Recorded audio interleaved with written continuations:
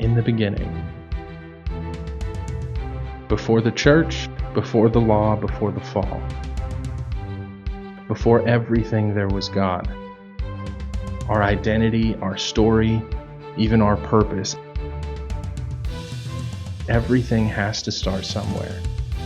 And in the beginning, God.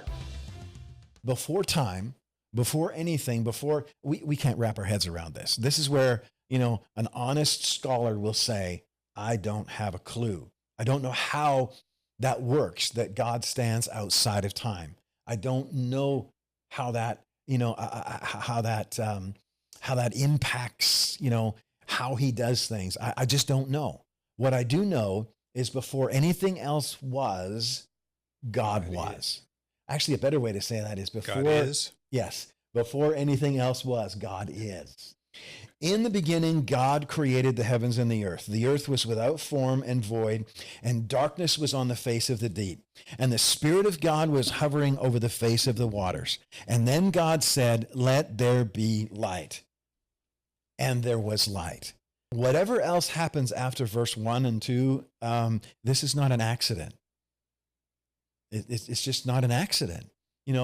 God didn't just, come around the corner of the Milky Way one day in a stroll through the universe and come across, the earth that just happened to, arrive out of an explosion. But they can't explain where matter and energy came from in the first place. No. For the Big Bang to occur. So our kids and grandkids and me and my grandfather and whoever all else for however many, generations now have been taught, we've been taught theory as fact. Before anything else, God was. And so he decided to create. And how does he do that? He just simply says, let there be. Now, I don't know how you translate power and how you understand power, but it just doesn't get any bigger than that. I mean, because we go from light to matter, or from the light to the to the world itself, to the trees, to the animals, all of these things, and they all happen what? At God's command. He just says, let there be. Now, there's some crazy implications of that, because how do you speak? You speak with breath, right?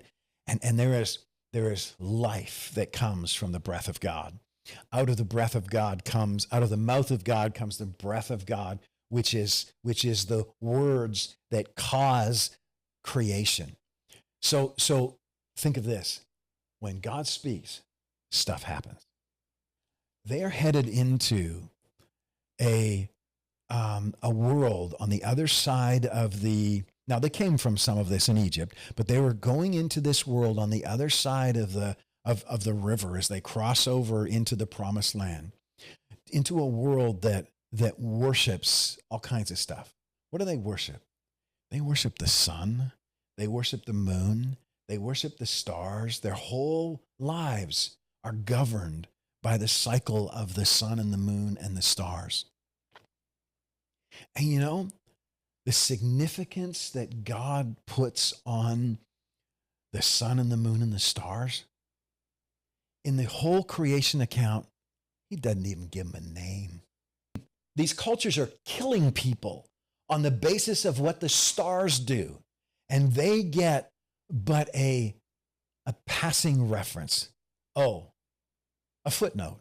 And the stars, he created them as well. But there's no focus on the creator. Isn't that crazy?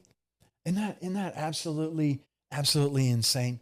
See, those are the kind of things that when we try and explain God with science, or the ways of God with science, we miss the majesty of God in the midst of it. But here's another cool thing.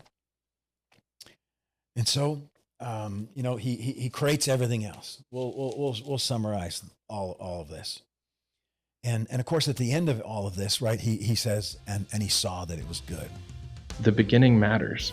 Knowing who God is and what he's done, knowing where we come from, helps us understand where he is leading us.